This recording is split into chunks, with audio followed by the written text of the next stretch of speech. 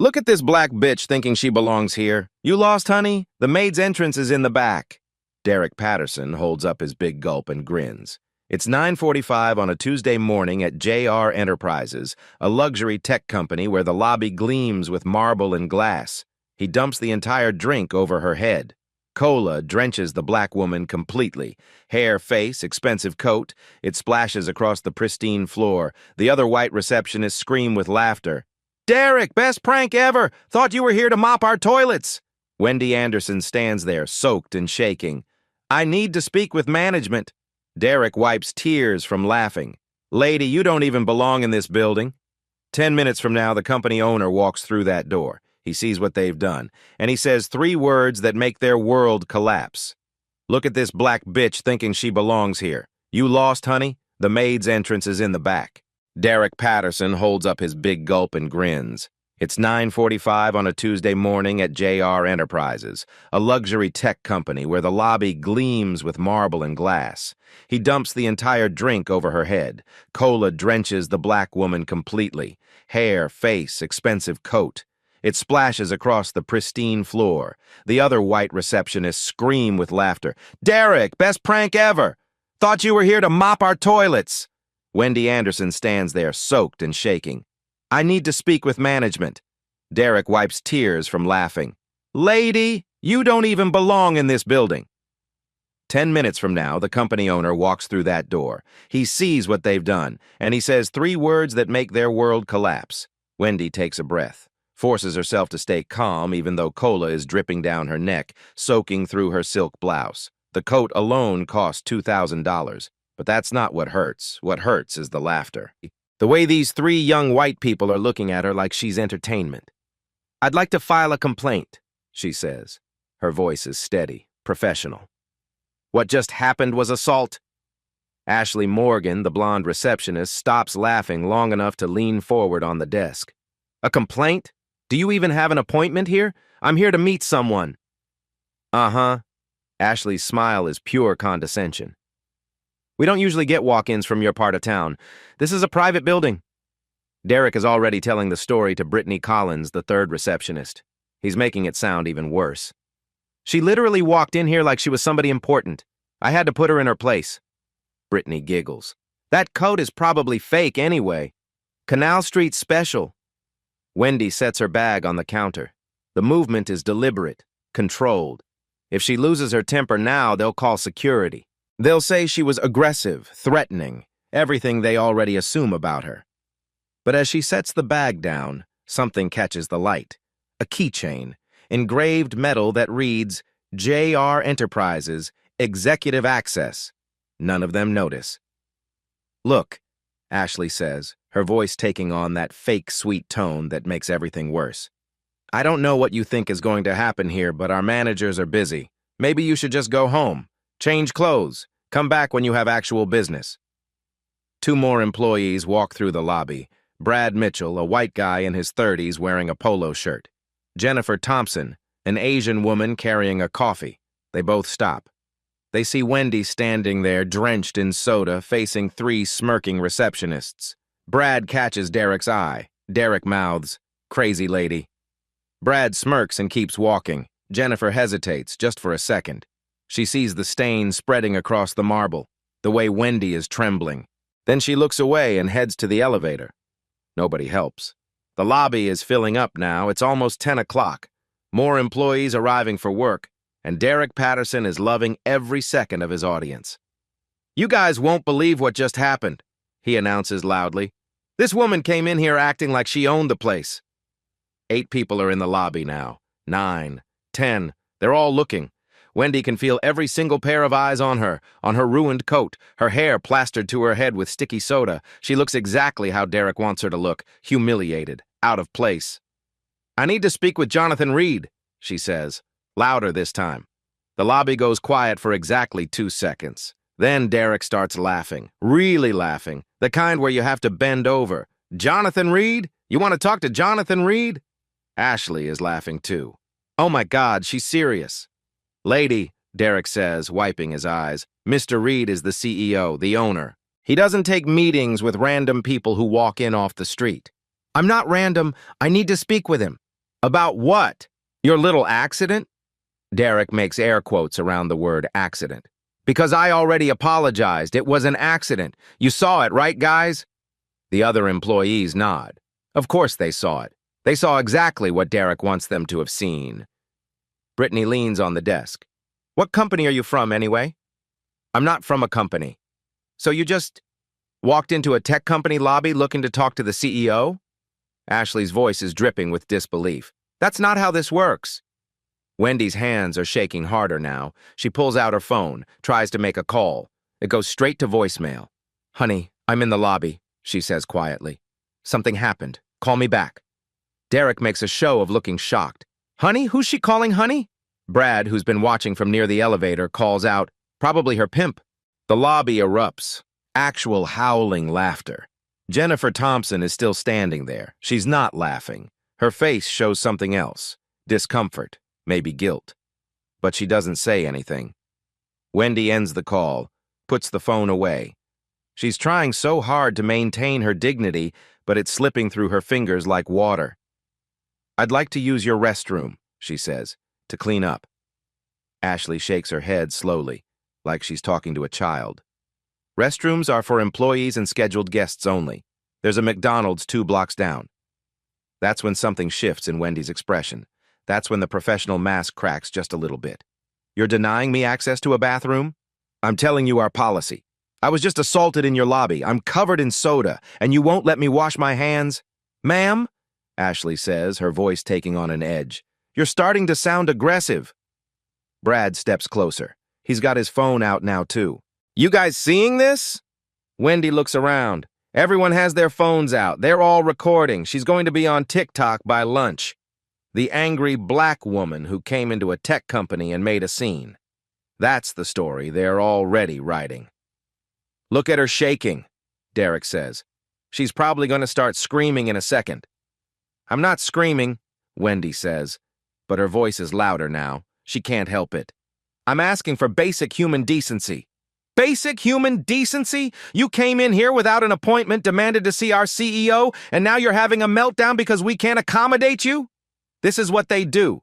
Wendy knows this. She's read about it, lived it. They push and push until you react, and then your reaction becomes the story. Not what they did, what you did.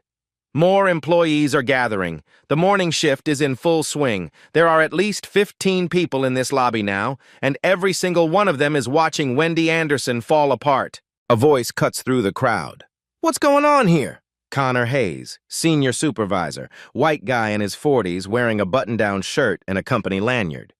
He has the kind of authority that makes everyone straighten up a little. Derek jumps right in. Connor, thank God. This woman has been harassing us for the past 20 minutes. Harassing you? Ashley nods eagerly. She came in making demands, wouldn't leave when we asked her to, and now she's getting hostile. Connor looks at Wendy, takes in the soda stain, the wet hair, then looks back at Derek and Ashley like he's already decided who to believe. Ma'am, he says, walking toward her slowly, I'm going to need you to leave the premises. I'm waiting for someone. You don't have an appointment. You're causing a disturbance. Multiple employees have complained. Wendy's voice rises despite herself. A disturbance? Your employee threw a drink on me. That's not what I heard. I heard there was an accident and you overreacted. An accident. He called me a black bitch and dumped soda over my head. Connor's expression doesn't change. Ma'am, I'm hearing a lot of accusations, but I'm also seeing someone who's becoming increasingly aggressive. I'm not being aggressive. You're raising your voice. You're making staff members uncomfortable. You need to leave voluntarily or I'll have to call security. This is it. This is the moment where everything goes from bad to impossible. Derek sees his chance. She was taking pictures of us earlier, on her phone, without our permission. It's a complete lie. I saw it too, Ashley adds immediately. Brittany nods. Yeah, she was definitely recording us. Connor's hand moves to his radio. Ma'am, if you've been recording employees without consent, that's a serious violation. I didn't record anyone. Then you won't mind if security checks your phone. Wendy's breath is coming faster now. She's trapped. If she refuses, she looks guilty. If she complies, she's submitting to a search based on lies. I want to speak with Jonathan Reed, she says again. It's the only card she has left. I'm married to the owner of this company. My name is Wendy Anderson. The lobby goes completely silent. Then Derek loses it. He's laughing so hard he has to hold on to the desk. Oh my God, she's delusional. Married to Mr. Reed? Ashley looks at Brittany. Is she serious right now? Connor's expression hardens. Ma'am, making false claims like this is not helping your case. It's not a false claim. Jonathan Reed is married, Ashley says. She pulls up something on her computer. I've seen the pictures. His wife is a supermodel. She's been in Forbes, Vogue. She definitely doesn't look like you. The cruelty in that last sentence lands like a slap. Brad calls out from the crowd. Someone call the police. She might be trying to commit fraud or something. Good idea, Connor says. He nods at Ashley. Call them. Ashley picks up the phone. Wendy's voice breaks. Please, just wait. He'll be here any minute. Lady, Derek says, this isn't a fairy tale. Prince Charming isn't coming to save you. The employees are taking more pictures now, more videos. Wendy can see the TikTok captions already. Crazy woman pretends to be CEO's wife. Karen has a meltdown at tech company. Black woman tries to scam her way into building. She closes her eyes, takes a breath. She's been humiliated before. She's faced racism before. But this? Being called a liar when she's telling the truth? Being threatened with arrest in her husband's own building? This is a new level. Please, she whispers. Just 5 more minutes. Nobody's listening. 2 security guards push through the crowd. Tyler Brooks, a black man in his 30s wearing the company uniform. Diane Foster, a white woman with short hair and a no-nonsense expression.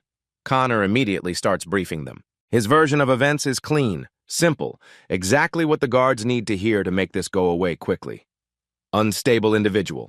Walked in without an appointment, assaulted a staff member, making false claims about being connected to the CEO, refused to leave when asked, possibly attempting identity theft or corporate espionage. Every single part of that is either a lie or a distortion, but it's what's in the report now. Tyler approaches Wendy. His voice is professional, but not unkind. Ma'am, I need to see some identification. Wendy's hands are shaking so badly she can barely get her wallet out. She hands over her driver's license. Tyler reads it. Wendy Anderson. Something flickers across his face. Recognition? Doubt? It's there for just a second. He looks at her more carefully. The expensive coat, even soaked with soda. The designer bag. The way she carries herself. We should call upstairs, he says to Diane. Verify. Are you serious? Diane cuts him off. Connor already tried. Mr. Reed is in transit. His assistant said no interruptions. This is another lie. Connor never called anyone, but Tyler doesn't know that. He hesitates, looks at his radio, looks back at Wendy. Ma'am, Diane says, stepping forward, you need to come with us. We're escorting you off the property. I'm not going anywhere, Wendy says. Her voice is quieter now, defeated. You're making a terrible mistake. That's what they all say, Derek mutters loud enough for everyone to hear. Brad is definitely recording now. He's narrating under his breath like it's a nature documentary. And here we see the corporate Karen in her natural habitat, about to get escorted out by security. People are actually laughing. Jennifer Thompson is still in the lobby. She's been standing near the elevator this whole time, watching everything unfold.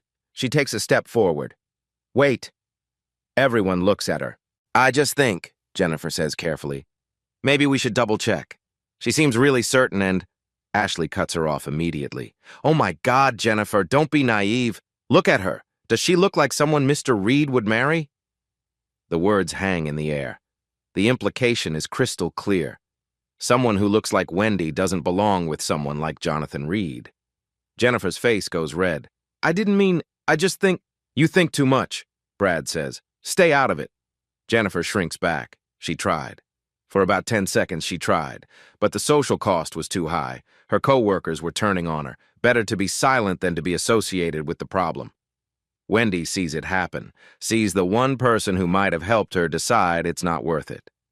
Tyler sees it too, and it makes his own silence feel heavier. Studies show this is exactly how discrimination thrives in workplace environments. It's not the overt racists who do the most damage. It's the people who know better but calculate that speaking up will cost them something, their comfort, their standing, their job security. In that moment, both Jennifer and Tyler made a choice, a small one. The kind that feels insignificant in the moment, but compounds into a culture where people like Wendy can be humiliated without consequence. Diane grabs Wendy's arm. "Let's go!" Wendy pulls away sharply. "Don't touch me!" "Now you're resisting security," Connor says. He sounds almost satisfied. "That's grounds for trespassing charges." "Call the police," Ashley says into her phone. She's already dialing. The crowd of employees has grown to more than 20 now. Everyone's watching. Everyone's recording. Not a single person is stepping forward to help. Wendy's voice cracks. "Please, he'll be here any second. Just wait." "Any second," Derek mocks her. "Lady, you've been saying that for 20 minutes. He's in traffic. He texted me." "Sure he did. And I'm married to Beyonce."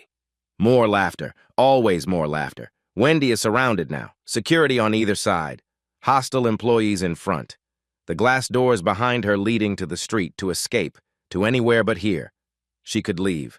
She could walk out right now and avoid the police, avoid the arrest, avoid the final humiliation. But leaving means they win. Leaving means accepting that she doesn't belong here, that people like her don't get to stand their ground in buildings like this. So she stays. She stands there dripping with soda, shaking with rage and fear and humiliation.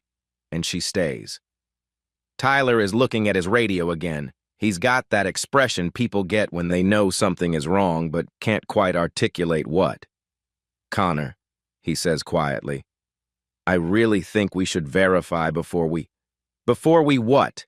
Let someone who's clearly lying waste more of our time? Use your head, Tyler." And there it is. The subtle implication. Use your head. Do what you're told. Don't complicate this. Tyler goes quiet. Wendy closes her eyes. She's alone in a room full of people. She's telling the truth in a building full of liars. She's powerful in a space that only recognizes one kind of power. And that power is about to walk through the door. But she doesn't know if she can hold on long enough. Diane's radio crackles. "Security, this is front gate. Mr. Reed's vehicle just pulled into the executive lot." Time slows down. Wendy's eyes open. Connor frowns. He wasn't supposed to be in until 11. "Traffic must have been better than expected," the voice on the radio says. Derek and Ashley exchange a glance. They're not worried. Why would they be? This woman isn't actually married to their boss. That's insane. That's impossible. But Tyler notices something. He sees Wendy's expression change. The defeat disappearing. Something else taking its place. Hope. Through the glass doors, a black luxury SUV parks in the spot marked "Reserved J. Reed." The driver's side door opens. Italian leather shoes hit the pavement. Wendy straightens her spine. "You might want to step back," she says quietly. Nobody listens. The glass doors swing open. Jonathan Reed walks in, checking his phone. Casual Tuesday morning energy. 38 years old, white, wearing a suit that costs more than some people's cars. He's got the easy confidence of someone who built a tech company from nothing and turned it into an empire. He looks up from his phone, sees the crowd in his lobby, sees 20 employees standing around like they're watching a show. His expression shifts from casual to confused. Then he sees her. His wife. Standing in the center of his lobby, covered in soda, surrounded by security guards, shaking. The confusion becomes something else, something cold and dangerous. What the hell is going on here? Every single employee straightens up. That's what Jonathan Reed's voice does. It commands a room without trying. Connor immediately shifts gears. His voice goes from authoritative to obsequious in half a second. "Mr. Reed, sir, we have a situation with a trespasser who was..." Jonathan's not listening to Connor. He's looking at Wendy. Really looking. Taking in every detail. The wet hair, the ruined coat, the way her hands are trembling. His voice drops to something quiet, deadly calm. "That's my wife." The lobby goes silent. Not the kind of silence where people are waiting to speak. The kind where everyone forgets how to breathe. Derek's face drains of all color. His mouth opens, but nothing comes out. Ashley's hands freeze on the reception desk. Brad's phone drops to his side. Connor just stands there trying to process what he just heard. Jonathan crosses the lobby in 5 long strides. His hands go to Wendy's shoulders, gentle but certain. "Are you okay? What happened?" Wendy's composure finally breaks. Her voice comes out shaky but clear. "I came to surprise you for our lunch meeting. I was assaulted, mocked, Denied basic human respect. They were about to have me arrested. Jonathan's jaw clenches so tight you can see the muscle jump. He turns slowly to face the crowd. "Someone," he says very quietly, "explain. Now." Connor stumbles over his words. "Sir, there was a misunderstanding." "A misunderstanding? My wife is covered in soda. She's surrounded by security. Someone called the police on her. In my building." He pulls out his phone, dials without looking. "Cancel that police call immediately." Then he hits another number on speed dial. "Get me HR, legal, and my entire executive team in the main conference room. 5 minutes, non-negotiable. I don't care what they're doing." He turns to Derek, looks at him like he's seeing something disgusting. "You name." Derek can barely speak. Derek Patterson, sir. Derek Patterson, you threw a drink on a woman in my lobby? It was an accident, Mr. Reed, I swear. Don't lie to me. I can pull security footage in 30 seconds. Ashley tries to jump in. Her voice is desperate now. "Mr. Reed, she never identified herself. She didn't tell us who she was." Jonathan rounds on her so fast she actually flinches. "She shouldn't have to identify herself. She's a human being who walked into a building. That should be enough." His voice is rising now. Not yelling. Worse. The kind of controlled anger that's more terrifying than screaming. "She came to meet me, her husband, for lunch. And instead of being treated with basic courtesy, she was humiliated, degraded, threatened with arrest. By my own employees, in my own building." Brad tries to melt into the crowd. Too late. "You," Jonathan says, pointing at him. "You made a joke about pimps. I heard you." Brad's face goes white. "Sir, I didn't—" "Security footage, remember? We record everything." Jennifer Thompson is crying now, quietly. She's realizing she could have stopped this, should have stopped this. Jonathan sees her. "You started to speak up." Jennifer nods, tears streaming. "I should have done more." "Yes, you should have." He doesn't say it cruelly, just factually. "But you tried. That matters." Then he addresses the entire lobby, every single person. "What you just participated in is exactly what discrimination looks like. Some of you laughed, some of you recorded, some of you stayed silent when you knew something was wrong." He looks at Tyler. "You had doubts." Tyler nods slowly. "I thought we should verify first." "Then why didn't you?" "I should have trusted my instincts." "Yes, you should have." Jonathan puts his arm around Wendy. She's still shaking, still processing, still trying to hold on to her dignity even though she's been stripped of it repeatedly for the past half hour. "Connor," Jonathan says, "you're suspended, effective immediately." "Badge and radio." "Sir, I was following protocol." "You lied. You said you called my office. You didn't. Hand over your badge or I'll have security remove it."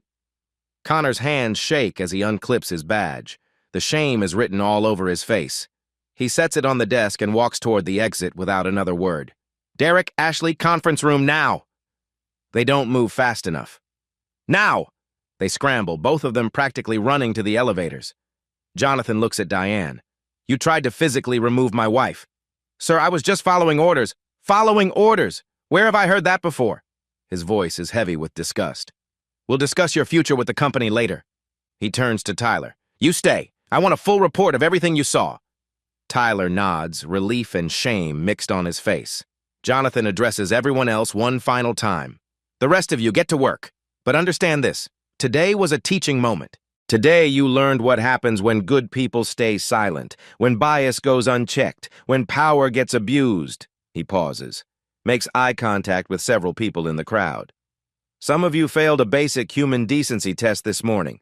We're going to talk about that. All of us, company-wide. Because if this can happen to my wife, it can happen to anyone, and I will not run a company where this is acceptable." The crowd disperses slowly, reluctantly. They wanted to see more, wanted the drama to continue. But it's over, at least the public part. Jonathan and Wendy head toward the elevators. His arm is still around her shoulders. She's leaning into him now, finally allowing herself to fall apart a little. "I'm sorry," he says quietly. "I'm so sorry. It's not your fault." "It is.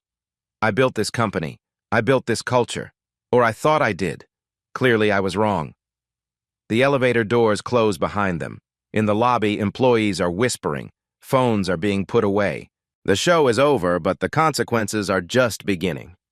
Derek and Ashley are standing in the conference room, visible through the glass walls, waiting. They know what's coming. Tyler is writing his report, hands still shaking a little. Jennifer is at her desk, staring at her computer screen, not really seeing it.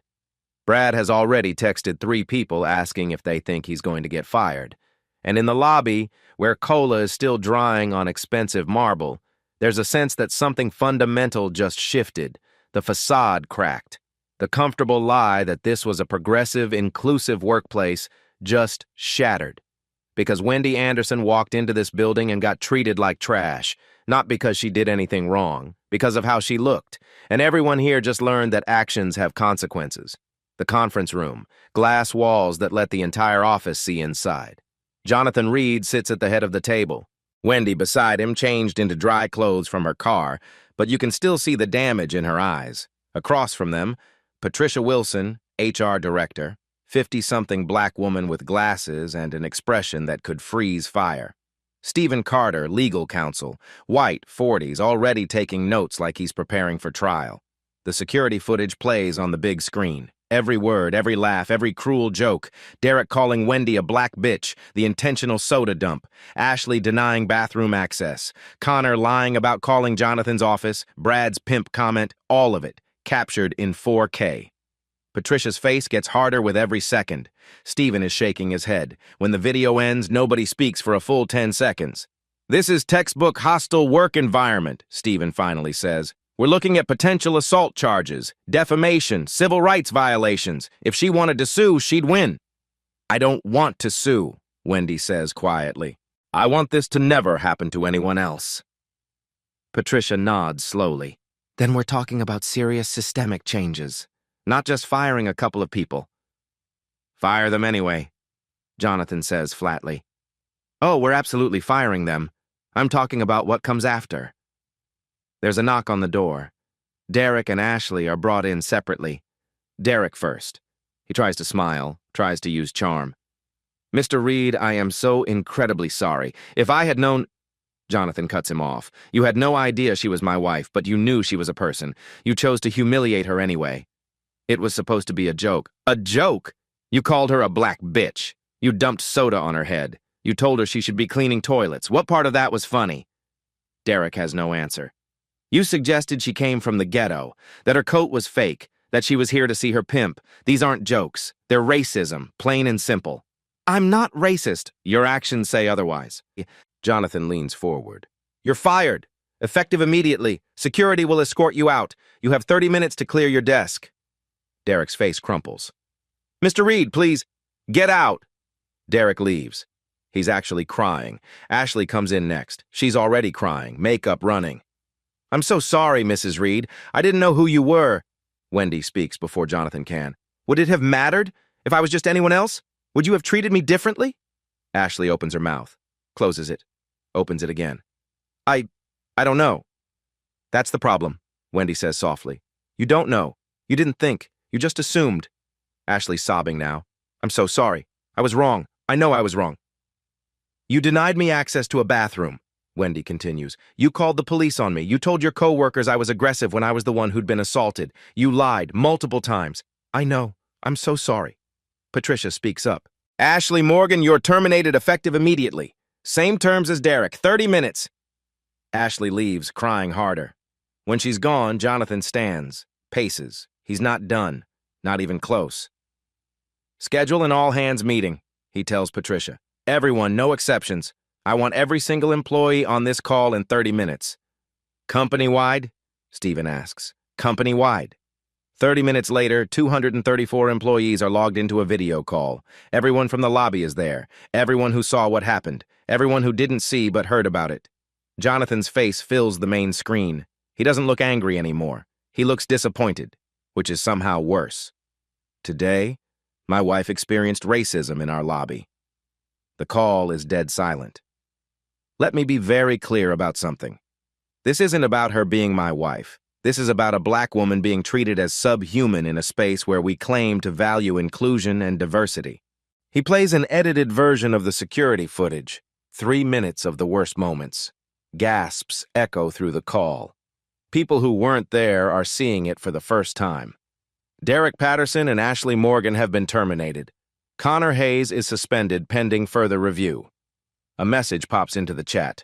Good. Another. They deserved it. Jonathan continues. But this goes deeper than 3 people. How many of you were in that lobby this morning? 12 hands raise on camera. How many of you said something? Actually intervened? 1 hand. Jennifer Thompson. 1 person out of 12. That's our real problem. He lets that sink in. This isn't about political correctness. This isn't about being woke. This is about basic human decency, about seeing someone in distress and choosing to help instead of pulling out your phone to record. Patricia takes over. We're implementing mandatory anti-bias training, and I don't mean a 2-hour PowerPoint you sleep through. I mean real intensive training, with accountability, with testing, with consequences if you don't take it seriously. Stephen adds, we're also creating an anonymous reporting system, independent review board, third-party investigators. If you see discrimination, you report it. If you experience it, you report it, and it will be taken seriously. Jonathan speaks again. I built this company on 3 principles: innovation, integrity, inclusion. Today we failed on 2 out of 3. We showed no integrity, we showed no inclusion. That ends now. He pauses, looks directly at the camera.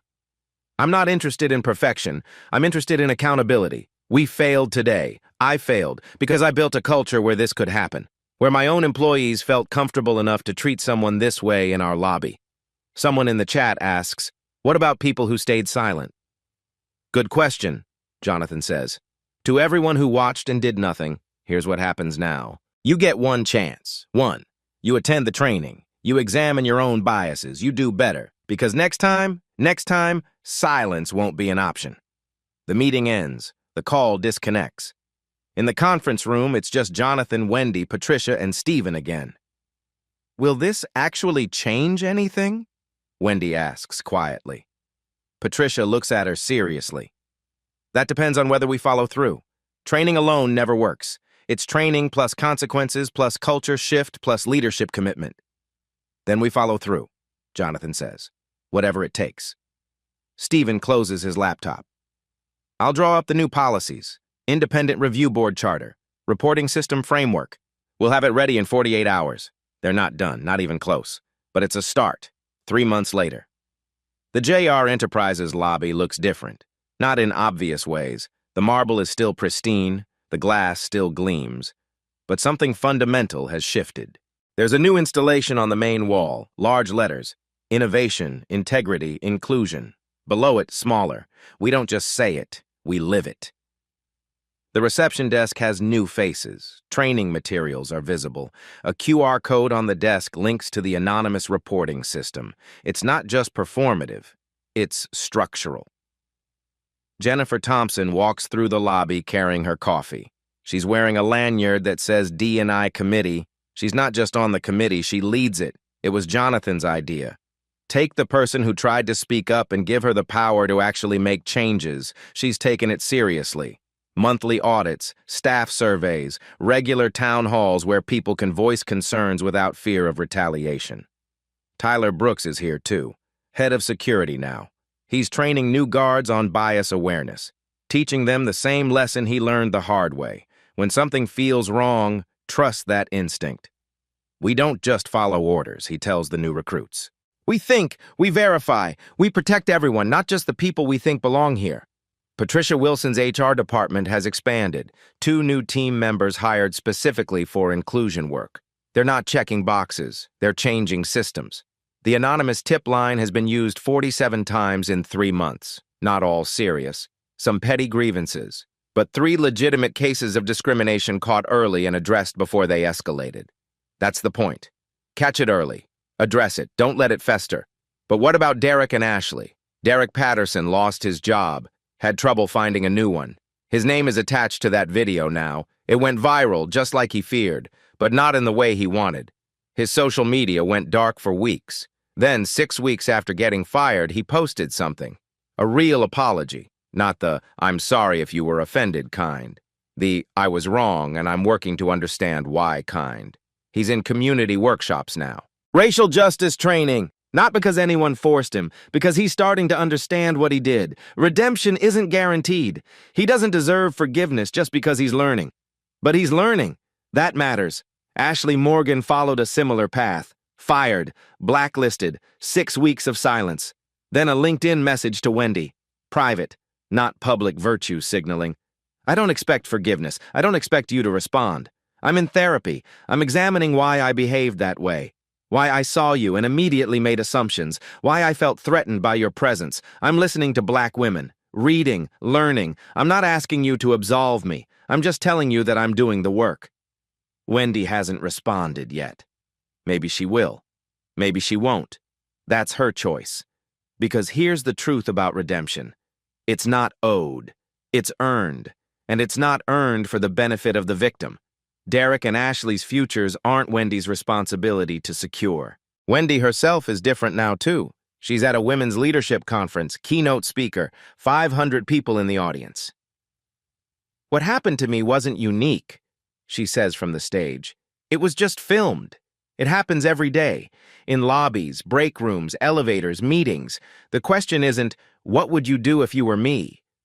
The question is, what are you doing when you're the witness? She's become an advocate, not by choice, really, but because staying silent felt like betraying everyone else who'd experienced the same thing without cameras rolling. She and Jonathan established a scholarship fund, Full Ride for Black Women in Tech. It's already funded 5 students. Final scene, Wendy walks through the JR Enterprises lobby. Different day, different clothes, no soda this time. The new receptionist smiles. Good morning, Mrs. Reed. Good morning, Sarah. Your meeting starts in 10, conference room B. Wendy's not here to visit Jonathan. She's here for her own meeting. She serves on the company's board of directors now, advisory role, focused on culture and inclusion. She walks past the place where she stood 3 months ago, humiliated, soaked, alone. Now she's walking through with her head high, not because her husband owns the building, because she refused to accept that she didn't belong. Wendy's story ended with accountability, real consequences, systemic change. But thousands of stories don't end that way. Every single day, someone walks into a space where they're presumed not to belong. Every day, witnesses choose silence over solidarity. Every day, power gets abused, until someone decides it won't anymore. Here's the real question. Which side of the story are you on? When you see injustice, will you be Derek? Will you laugh and record? Will you be Ashley enforcing invisible rules about who deserves respect? Will you be Connor protecting the system instead of the person? Or will you be Jennifer? Imperfect, late to speak up, but willing to try. Will you be Tyler, recognizing when something's wrong and wishing you'd trusted that instinct sooner? The only way culture changes is when we collectively decide it must. So decide. Comment below. Have you witnessed workplace discrimination? What did you do? Share this story with someone who needs to understand what microaggressions really feel like. And if you believe dignity is non-negotiable, hit that like button. Subscribe for more stories about justice, power, and the courage to stand up when it matters most.